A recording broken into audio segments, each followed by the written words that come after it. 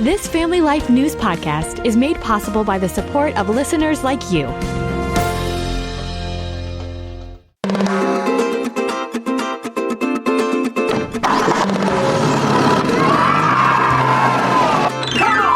He was a famous actor, a war hero, but never stopped being just a small-town guy from Pennsylvania. Welcome to Family Life Staycations, a summertime feature where we highlight great places to visit around the Family Life listening area. I'm Mark Webster, and this week we're off to the Jimmy Stewart Museum in Indiana, Pennsylvania. I wouldn't give you 2 cents for all your fancy rules if behind them they didn't have a little bit of plain, ordinary, everyday kindness. And a little looking out for the other fella, too. Clip from Mr. Smith Goes to Washington, a movie role that captured a bit of the real Jimmy Stewart, famous but ever humble. That spirit is also captured at the Jimmy Stewart Museum in his hometown of Indiana, PA, where Janie McKirgin is the executive director. This is an extra special year, as I understand it, for the museum, your 30th anniversary. It is. That's quite a run. Take us back to the beginning, though. How did the Jimmy Stewart Museum get its start? Well, there was some people in town that wanted a museum here and went out and got a meeting with Jimmy Stewart. And at first he said, who's going to want to see a museum about me?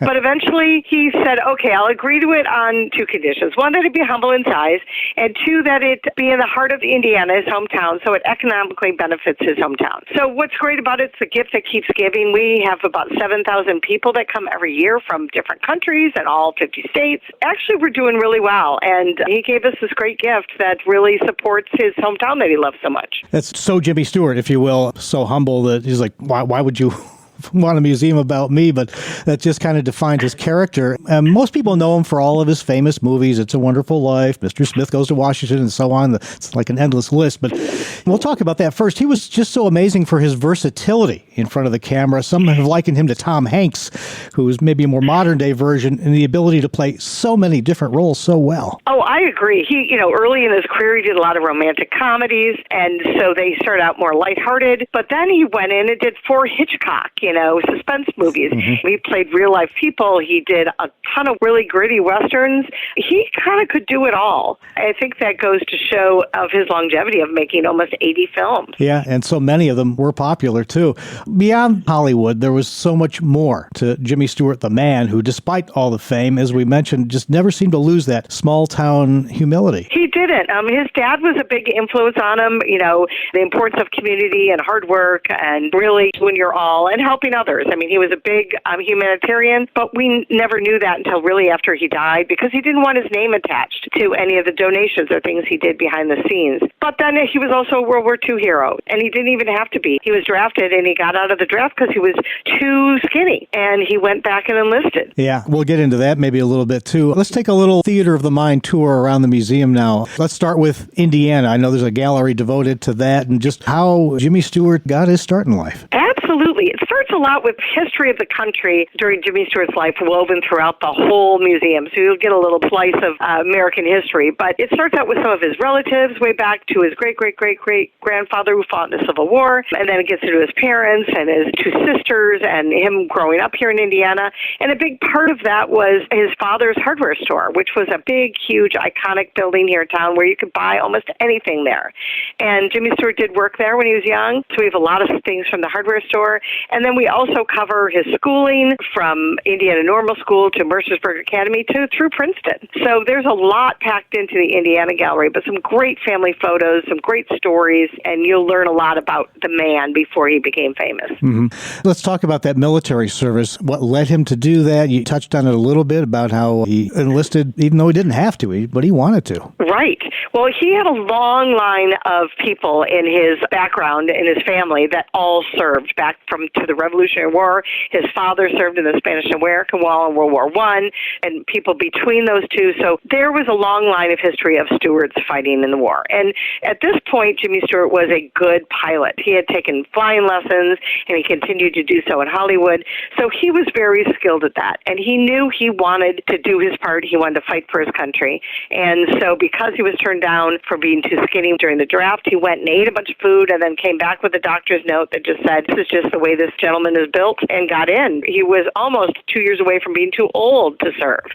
And they kept him stateside for a long time because he had just won the Oscar for Philadelphia Story, and they didn't want anybody like Germany to kill him because that would have been a big kudo for them, and he was very famous at the time. So they kept him stateside, but he kept saying, I want to fight, I want to do my share. And eventually they needed him, and he was also very skilled. He was training pilots stateside.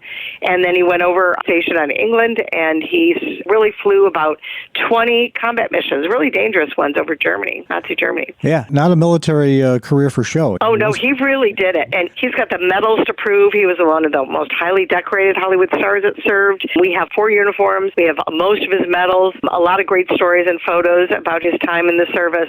And he really felt like it was one of the most important things he did. And if he came back and his acting career wasn't there anymore, he would have been okay with that. Absolutely. A lot of people might not know this aspect of his life. There's a tribute there in that gallery to Stewart's stepson, who died in Vietnam. Yeah. So his stepson was serving in Vietnam. Jimmy Stewart and his wife Gloria had just visited there a week before to boost troop morale, and then he got killed in action, which is really sad. That was a tough one on him. Oh, for sure.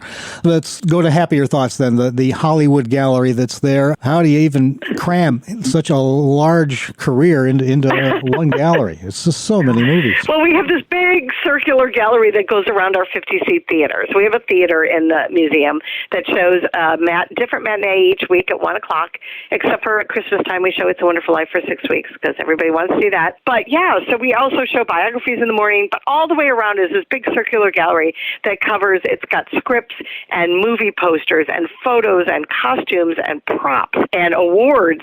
So we really cover, I think, all of his films with original posters. I mean, it's really fascinating to go through some of these movies. And then we have little stories about some of the more important movies and what they did for the history of Hollywood. Like in Winchester 73, he wanted to get paid $200,000, and the producers said, we can't afford you. So he went back with his agent, and they came back and said, okay, we want a cut of the proceeds. That had never been done before. He ended up making $800,000, and then everybody lined up for that deal in Hollywood. So he was the first one to get a cut of the proceeds. A very savvy move on his part. One thing I think maybe younger visitors might enjoy is Jimmy's boyhood bedroom. Yeah, we have the bed that he actually slept in as a child. We have photos from when he was little, even a piece of his algebra homework. We also have a lot about the Boy Scouts back there because he was a Boy Scout and a big supporter of the Boy Scouts. And the other thing is the only other movie poster that is not in the Hollywood Gallery, there's one in the boyhood bedroom, and it's The Spirit of St. Louis. And it's because when he was a boy, he was bedridden with scarlet fever, and that's when he was flying across the Atlantic, and Jimmy Stewart followed his flight. He was fascinated with Lindbergh, and he made a little diorama moving this little plane across the Atlantic Ocean.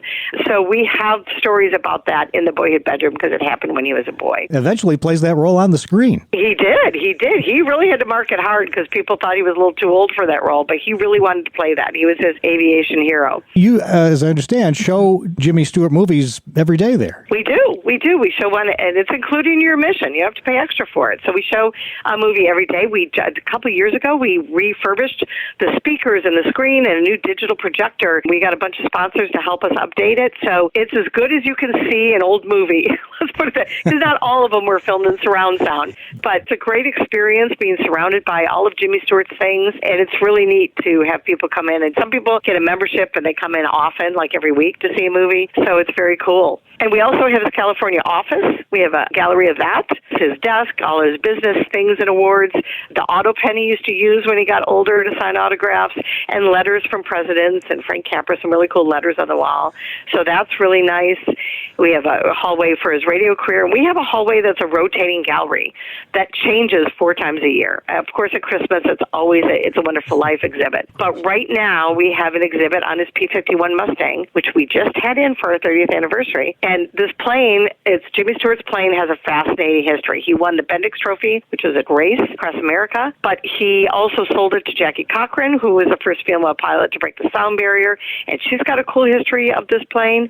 And then this plane also was the one that flew the coronation tapes of Queen Elizabeth II across the Atlantic so we in America could see the footage the same day it happened. So much packed into one museum, so much packed into one life. Absolutely. Give us the particulars, admission, hours, where you're located. We are located right on Philadelphia Street, 835 Philadelphia Street. We are open Monday through Saturday, 10 to 4, and on Sunday, 12 to 4, except for some major holidays. It's above the library, so it looks deceiving. It looks really small. When you come in, we've got 6 galleries and a lot of stuff, and 80% of it is Jimmy Stewart hand-picked for us to display in his museum, which is cool.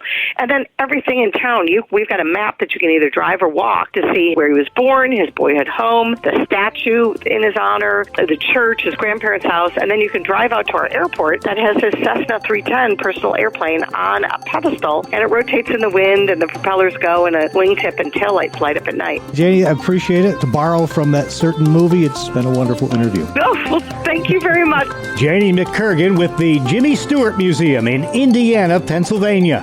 And this has been Family Life Staycations, a weekly summertime feature highlighting great places to visit around the family life listening area. Please join us again next time as we hit the road for another Family Life Staycation. Come on! Thank you for listening to this Family Life News podcast. If you've been encouraged by what you've heard, please share it with others and click the subscribe button to automatically receive future episodes. Family Life is a listener-supported ministry. Podcasts like this are made possible by your financial partnership. Find out more at familylife.org.